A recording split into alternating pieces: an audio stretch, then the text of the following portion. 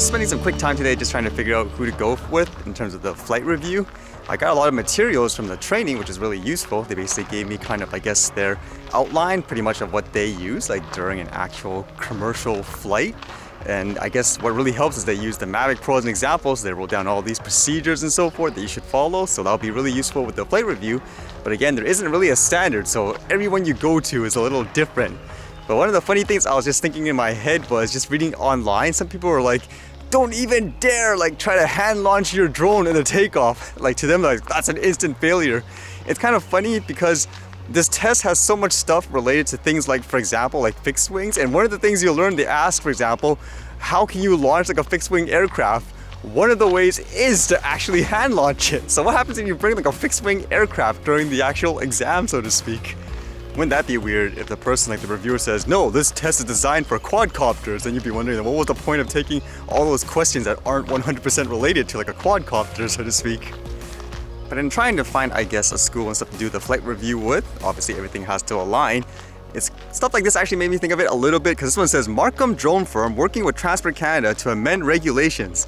SkyX working to show drones can safely operate autonomously.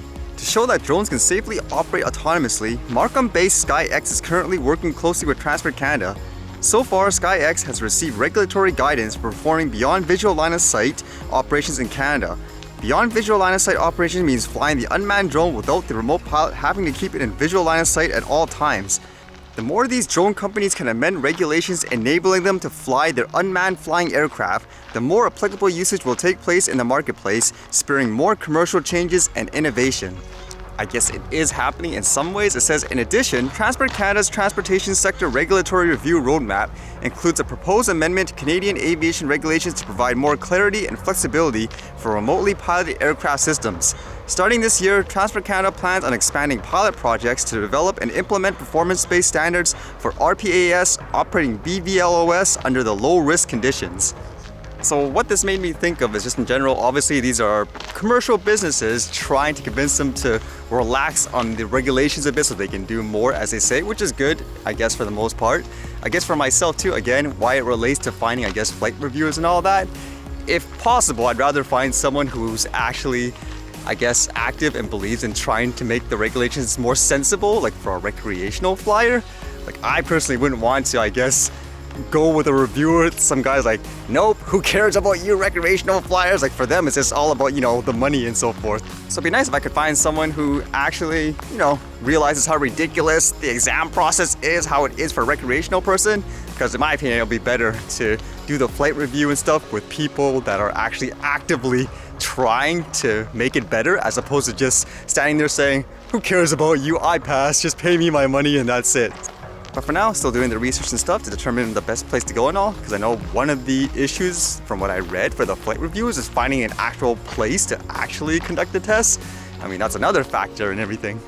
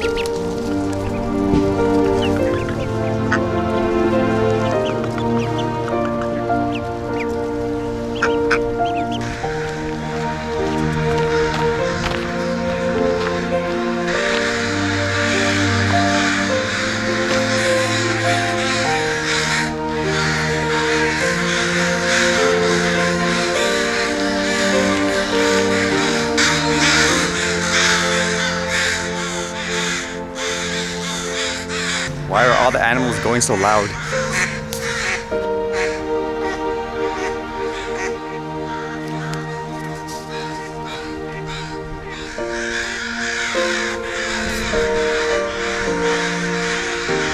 coyote eat up a bird or something?